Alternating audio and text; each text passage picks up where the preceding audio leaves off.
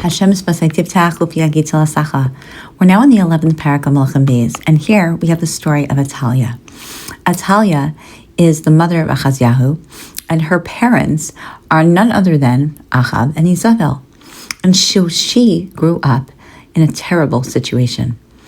And essentially, when she realizes and she finds out that Achazyahu has died, she decides, you know what, I'm going to kill off all of my competition, and I'm going to make sure that I take the throne. Her ruthlessness, actually, she kills off all of her children and grandchildren. She makes sure that there's nobody left. Now, that is an extreme reaction and need for power. That level of not letting anyone get in her way, except for her kavod. It was the only thing that she cares about. She's willing to sacrifice her family. She's willing to give up all of the people around her just for the sake of kavod. That level of true desire for kavod obviously is very inflated, but it does give us pause to think about. Do we do things for kavod? Is our own honor so important that it takes away from our relationships with other people in any sort of way? Do we put ourselves or our kavod or our ego or being right first to think about? In any event, Yehoshava, who is the daughter of King Yehoram and the sister of Achazyahu, she takes Achazyahu's son, Yoash. Now, Yoash is the last remaining prince.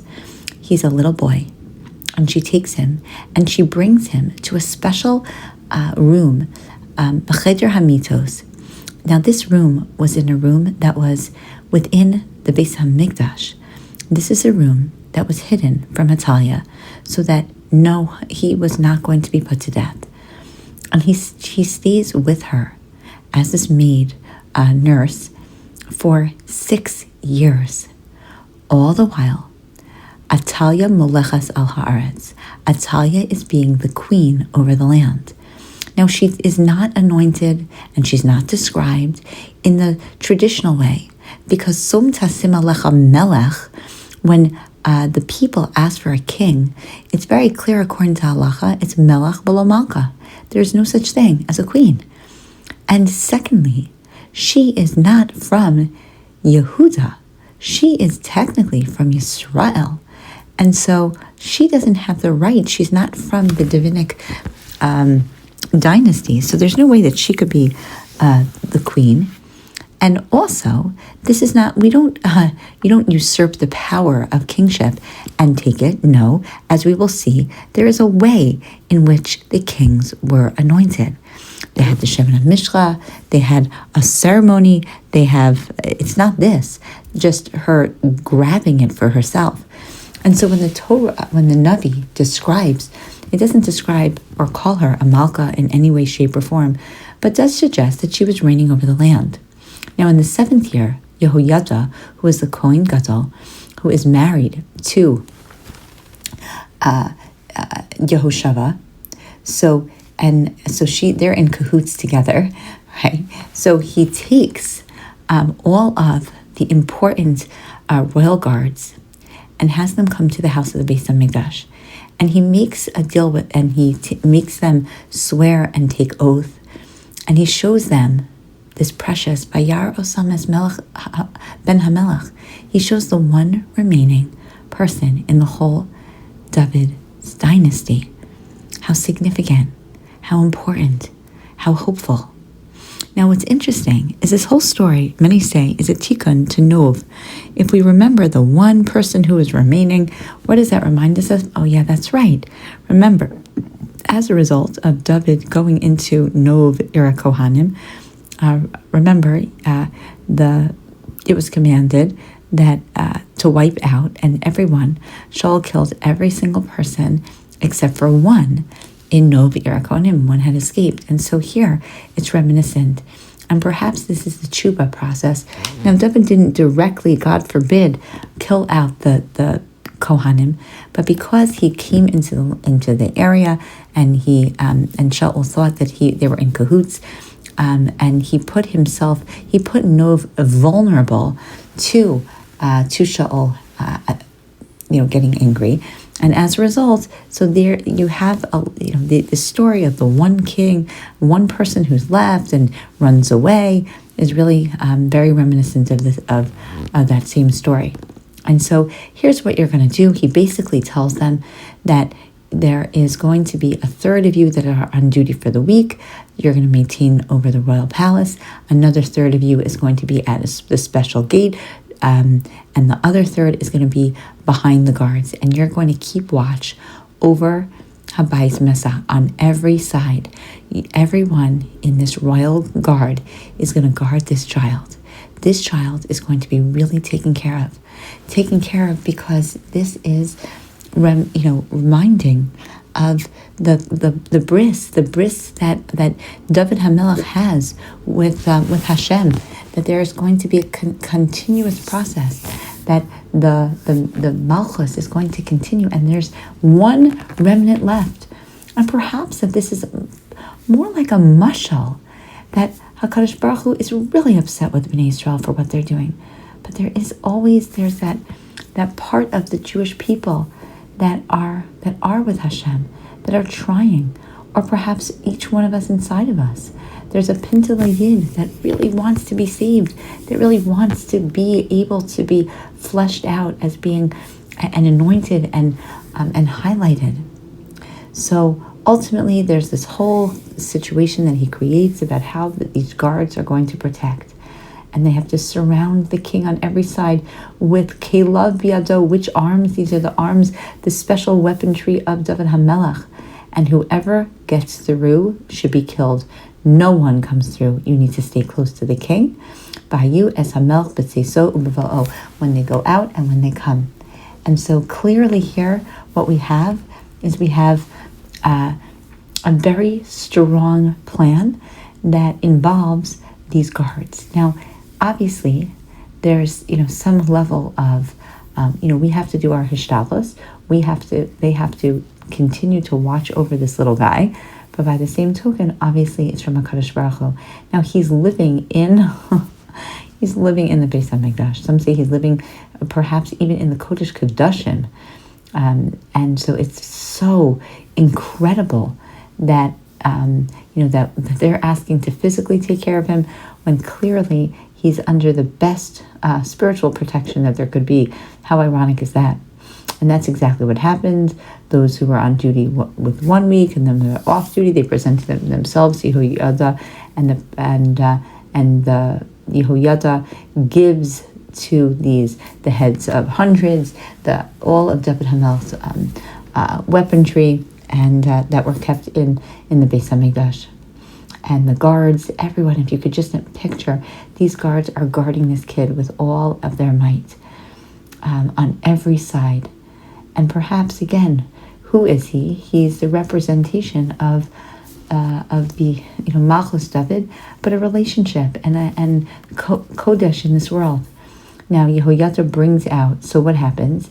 So everyone is, the king is clearly surrounded, and Yehoyada then brings out the king's son, Yoash, and he puts the crown. Vayiten alavas hanezer v'se'edus. He puts the crown and this edus. What is that? So many say that it is the Torah, that the king should always carry around with him a Sefer Torah, or it's the special crown. That crown was saved only for people who could live, who were from David's dynasty, because the crown didn't fit anybody else. And so they, it's clear that they anoint him and they make him the king, and everyone is saying Yechi HaMelech. Now the question is, did he get anointed with the special oil of David HaMelech? And it doesn't mention that he was crowned with Shemen HaMishcha. And in fact, some say that stopped at this point, because it was hidden, and so they didn't have the capability or the opportunity to do the oil. Others say that that he didn't need the public display with the Karen Mishcha, because it was there's no one else to contend with, so it's obvious that he would be the choice. And others say that they just don't have it anymore. It's not something. It was something that was a remnant of the past. But in any event, they crown him Yechi HaMelech, and Atalia hears, and Vatabo El Ha'am Beis Hashem, and so she goes to the house of Hashem. She never goes there otherwise. There's no reason. She doesn't believe in Hashem. If anything, Hashem's kavod takes away from her kavod, so it doesn't work for her. And she sees that the king, oh my goodness, now it's not just any king, it is her grandson. And she sees that her grandson is standing, and all the people are rejoicing and blowing the trumpets, and she screams out, Kesher, Kesher. She rips her clothing, and she, in mourning, and she screams out, treason, treason. She clearly is thinking, or maybe not thinking, just reacting in a way that is just so interesting. She has no remorse for killing everyone. She has no acknowledgement when her one grandchild is still alive. She is, completely not noticing. Like, the people are happy. This is something that they believe in. This is something that is good, and she just will not have anything, none of it. And the Kohen Yehoyada, he comes out and he tells the men, take her out. No one,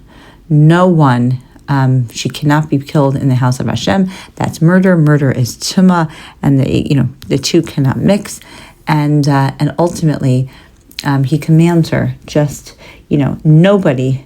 If anyone follows her, they get put to death by sword, because a sword is the way that HaKadosh Baruch Hu determined should be done for anyone who is treasonous to the king, and so that would be considered treasonous.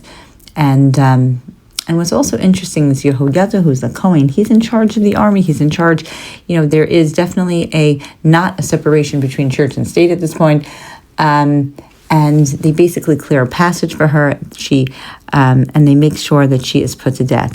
That is in Pasuk 16. Only later it says how she was put to death, and she was put to death by sword, which is again the way that people are put to death because of their treasonous acts.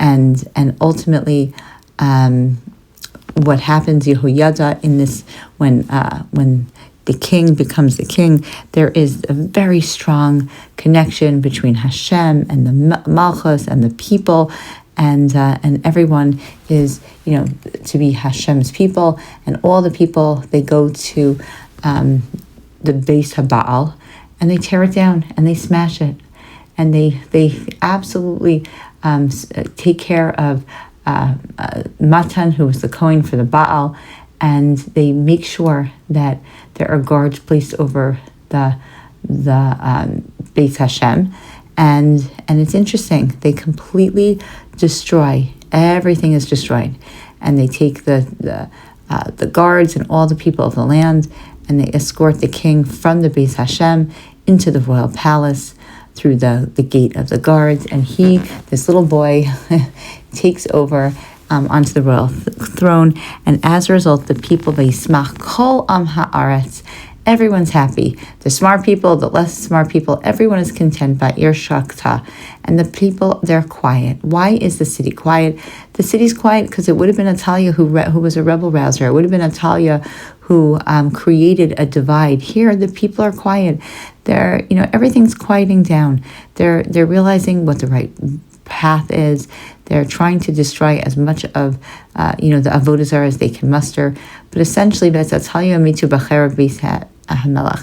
as for Atalia, she was disloyal, and as a result, she was killed. What we have here is a crazy amount of desire for kavod. We have here also the repair from before. We have the agreement and the promise of HaKadosh Baruch Hu never to destroy the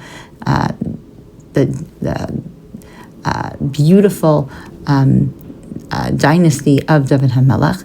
And we have that there is, just again, Yad Hashem. One person survives, is taken, and never to be caught, and everyone immediately, passes. All make sure that that they follow and they're loyal to the king and to the new king. It's so interesting the way that the twist of events happen, and you just see Yad of Hashem. How is it that one person escaped, that one person was able to live with a nurse for a while, and that should be fine, and ultimately, all of the details that continue to unfold really highlight that there's a hashgacha, that HaKadosh Baruch Hu loves all of us and wants to make sure that we follow in the right way, and that we don't let our personal ideas of kavod or our personal ideas of in general just get in the way of us being the very best followers of HaKadosh Baruch Hu as we possibly can be.